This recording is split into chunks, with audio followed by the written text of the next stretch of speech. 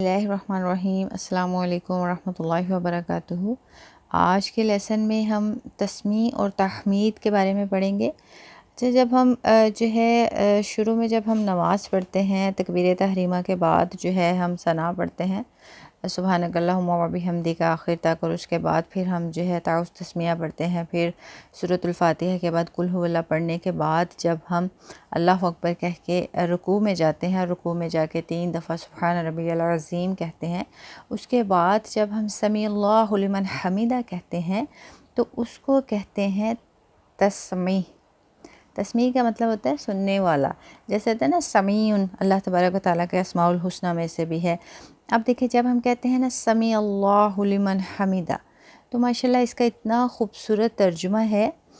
پہلے ہم لفظی ترجمہ کریں گے۔ سمیع سن لیا، اللہ لفظ اللہ، اللہ جب بھی لکھیں کوشش کریں کہ لفظ اللہ لکھیں احتراماً۔ لی من، اب یہ جو لی من ہے، اس میں لی جو ہے یہ دیکھیں اس کا ترجمہ کیا گیا ہے کی، ٹھیک ہے، آپ اس کا ترجمہ کی، کے لیے، ٹھیک ہے، یہ بھی آپ کر سکتے ہیں۔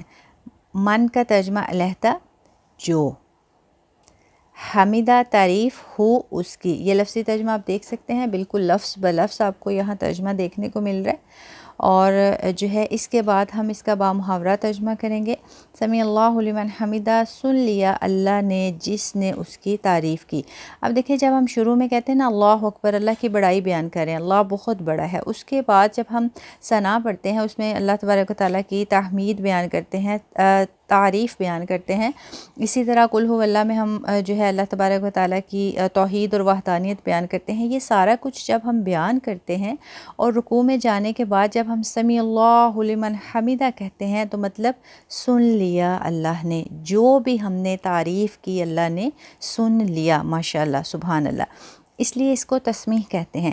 اس کے بعد جب ہم کہتے ہیں ربنا ولک الحمد حمدا کثیرا طیبا مبارکا فیہ، اب یہ دیکھیں ربنا، ربنا جو ہے اس میں رب جو ہے اس کا ترجمہ علیحدہ کیا گیا ہے۔ رب، رب، نا جو ہے یہ جمع کے لیے آتا ہے ہمارے، ربنا، ربا رب، نا ہمارے، وا اور لا لیے، کا تیرے، حمد تعریف، الف لام جو ہے اس پہ یہ لام تعریف ہے، اس کا مطلب ہے خاص، حمدن تعریفیں، کثیرن بہت زیادہ، کون سی تعریفیں؟ طیباً پاک، مبارکن بابرکت، فی فی میں، اس ہی، اس کا بامحاورہ ترجمہ رب ہمارے اور آپ کے لیے سب تعریف بہت پاکیزہ اور بابرکت۔